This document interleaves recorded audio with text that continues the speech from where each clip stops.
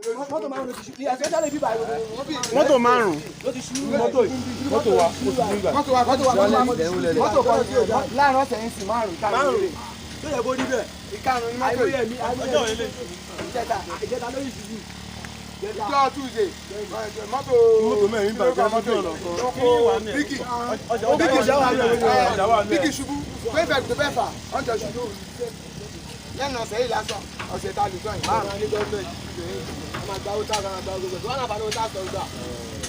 wọn náà bá ní ó tààrà gbà bàbá fẹ́ ṣe ọkọ̀ ní ṣe ẹgbẹ́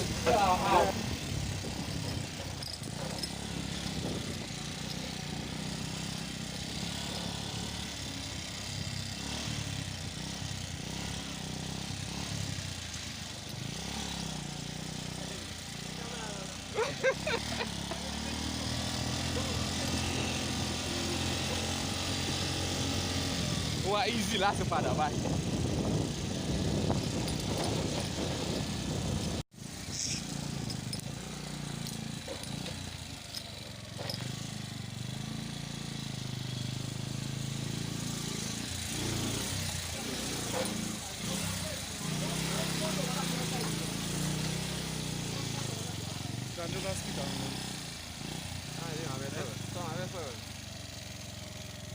bí láti jẹta ń sìn ṣó possible kí a ní ojú ọ̀nà kí ọ̀nà wa rí báyìí ní Ìkòròdú road kò sí ọ̀nà kankan láti Ìjẹ̀bú-Òde dé Ìkòròdú road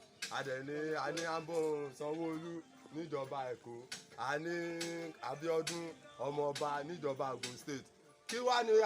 assurance pé àtẹ̀ka fún APC gan tí wọ́n lè bá a ṣe ojú ọ̀nà ṣé ó jẹ́ kí ojú ọ̀nà gan kó rí báyìí ẹ wo wọn à ń gba ọ̀nà bòmínà ẹ wo Ondo state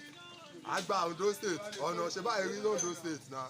àgbà federal road nínú Ondo state àgbà nínú local gan nínú community nínú Ondo road wọ́n ṣe ọ̀nà Ondo road kí ló dé ìjọba àpàṣẹ bíbá à ń tún fẹ́ ṣe ọ̀nà fúnra wa gan ìjọba gan à ń tún máa mú wa wípé kò yẹ ká ṣe fúnra wa at least àwa ní garnet àwọn òpè káwá dàkúta sí kọ́ńtì wọ́n tún wo pé wọ́n wá dàkúta sí ìjọba náà wọ́n tún àrẹ́sì wọn ní tó dá bẹ́ẹ̀ kí ni nǹkan tó ṣẹlẹ̀ gangan ṣé kó a mọ̀ pé káwá níjọba ni àbí ṣé ìjọba wà ẹjọ́ ẹ jẹ́ ká mọ̀ ẹ̀yin oníròyìn ẹjọ́. bá wa ẹjọ́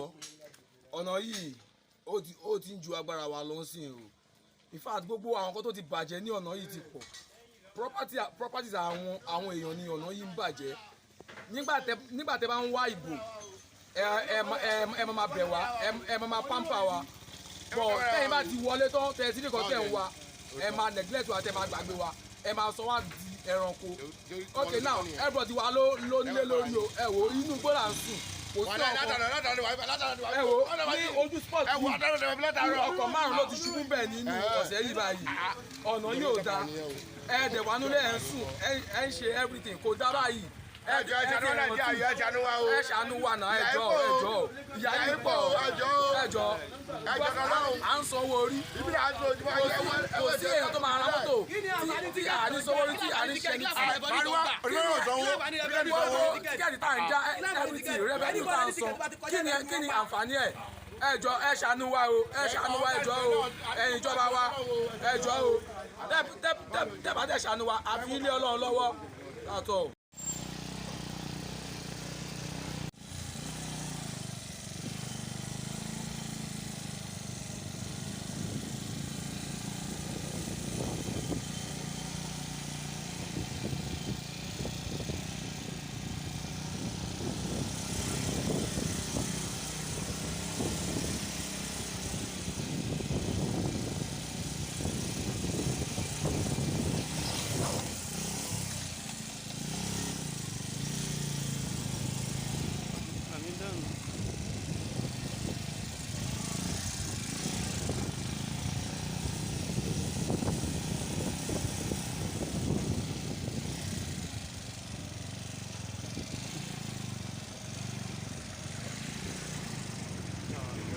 ẹ jẹ́ tọ́ọ̀nù padà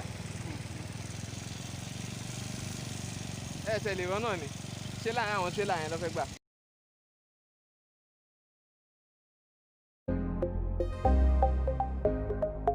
Ijebu Rewa, displaying the beauty of Ijebu.